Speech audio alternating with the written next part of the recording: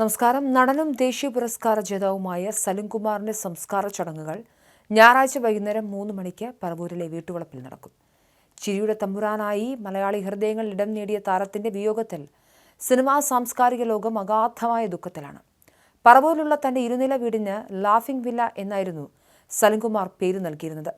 തന്റെ മൃതസംസ്കാരം സംബന്ധിച്ച് യാതൊരുവിധ മതപരമായ ചടങ്ങുകളും നടത്തരുതെന്ന് സലിംകുമാർ ജീവിച്ചിരുന്നപ്പോൾ തന്നെ വീട്ടുകാരോട് കർശനമായി ആവശ്യപ്പെട്ടിരുന്നു.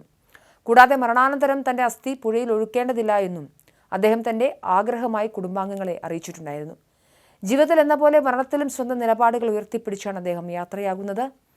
ശ്വാസതടസ്സം കടുത്തതിനെ തുടർന്നാണ് സലിംകുമാറിനെ കൊച്ചിയിലെ അമൃത ആശുപത്രിയിൽ ഇന്നലെ പ്രവേശിപ്പിച്ചത്.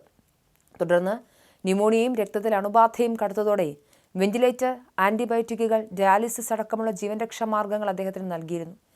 എന്നാൽ ചികിത്സയിൽ കഴിയുന്നതിനിടയിൽ അപ്രതീക്ഷിതമായി ഉണ്ടായ ഹൃദയാഘാതമാണ് അദ്ദേഹത്തിന്റെ മരണത്തിലേക്ക് നയിച്ചത്. കഴിഞ്ഞ കുറച്ചു വർഷങ്ങളായി കടുത്ത കരൾ സംബന്ധമായ അസുഖത്തെ തുടർന്ന് സലിംകുമാർ വലിയ രീതിയിലുള്ള ആരോഗ്യപരമായ വെല്ലുവിളികൾ നേരിട്ടിരുന്നു.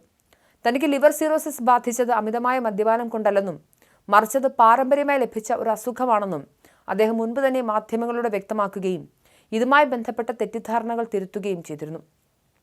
രോഗാവസ്ഥയിലായിരുന്ന കാലയളവിൽ ശരിയായ ചികിത്സയ്ക്ക് പകരം ചില വ്യാജ ചികിത്സകൾ തേടേണ്ടി വന്നതിനെക്കുറിച്ചും അത് തന്റെ ആരോഗ്യനിലയെ എത്രത്തോളം വഷളാക്കി എന്നതിനെക്കുറിച്ചും താരം മുൻപ് പരസ്യമായി പങ്കുവച്ചിട്ടുണ്ട്. കൃത്യമായ വൈദ്യസഹായത്തിന്റെ പ്രാധാന്യത്തെക്കുറിച്ച് പൊതുസമൂഹത്തിന് മുന്നിൽ സ്വന്തം അനുഭവം വെച്ച് അദ്ദേഹം സംസാരിച്ചിരുന്നു. അതേസമയം മരണത്തെപ്പോലും എന്നും പോസിറ്റീവായിട്ടാണ് സലിംകുമാർ കണ്ടത്. തന്റെ 54ാം പിറന്നാൾ ദിനത്തിൽ അദ്ദേഹം പങ്കുവച്ചൊരു കുറിപ്പ് ഇങ്ങനെയായിരുന്നു: ജീവിതം എന്ന മഹാസാഗരത്തിൽ ആയുസ് എന്ന വഞ്ചിയിലൂടെയുള്ള എൻ്റെ യാത്ര 54 കാതങ്ങൾ പിന്നിട്ട് 55ലേക്ക് ഇന്ന് പ്രവേശിക്കുകയാണ്. ഇത്രയും കാതങ്ങൾ പിന്നിടുന്നതിന് എൻ്റെ സഹയാത്രികർ എനിക്ക് നൽകിയ സ്നേഹത്തിനും പ്രോത്സാഹനത്തിനും നന്ദി. ആയുസിൻ്റെ സൂര്യൻ പടിഞ്ഞാറോട്ട് ചരിഞ്ഞു കഴിഞ്ഞു. അസ്തമയം വളരെ അകലെയല്ല. ഈ മഹാസാഗരത്തിൽ എവിടെയോ എനിക്ക് വേണ്ടി ഒരു ചുഴി രൂപാന്തരപ്പെട്ടിരിക്കാം.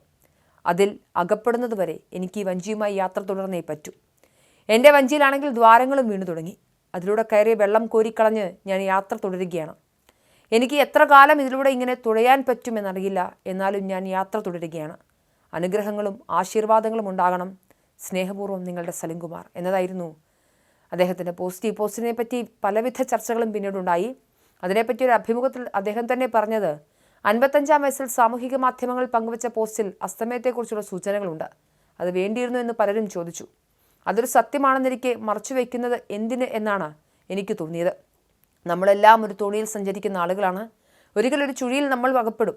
നമുക്ക് മുൻപ് സഞ്ചരിച്ചവരൊക്കെ അകപ്പെട്ടിട്ടുണ്ട്. അത് മനസ്സിലുണ്ടെങ്കിൽ നാം അന്യരെ ദ്രോഹിക്കില്ല. ആ ചിന്ത ഇല്ലാത്തവർക്കാണ് എനിക്ക് അവരെ ശരിപ്പെടുത്തി കളയാമെന്ന് തോന്നുന്നത്. ഞാനൊരു ഉറുമ്പിനെ പോലും നോവിക്കാറില്ല. കാരണം അസ്തമയത്തെക്കുറിച്ചുള്ള ചിന്ത മനസ്സിലുണ്ട്. ഭൂമിയിൽ നിന്നും വിട പറഞ്ഞു പോകേണ്ടവൻ മറ്റൊരു ജീവനെ ഇല്ലാതാക്കാൻ ശ്രമിക്കുന്നതിൽ എന്താണ് അർത്ഥം? അങ്ങനെ നോക്കുമ്പോൾ അസ്തമയത്തെക്കുറിച്ചുള്ള ചിന്തയും പോസിറ്റീവല്ലേ? പക്ഷേ ആളുകൾ പറയുന്നത് നെഗറ്റീവാണെന്നാണ്. നെഗറ്റീവും പോസിറ്റീവും തമ്മിൽ തിരിച്ചറിയാത്തവരാണ് നമ്മുടെ നാട്ടിൽ കൂടുതലും. മിക്കപ്പോഴും ചിരിച്ചു മാത്രമാണ് സലിംകുമാറിനെ പ്രേക്ഷകർ കണ്ടിട്ടുള്ളത്. ആ ചിരിയിലൂടെ പ്രേക്ഷകന്റെ മുഖത്തും അദ്ദേഹം ചിരി പടർത്തി. ആ ചിരി അവശേഷിപ്പിച്ചാണ് അദ്ദേഹം മടങ്ങുന്നത്.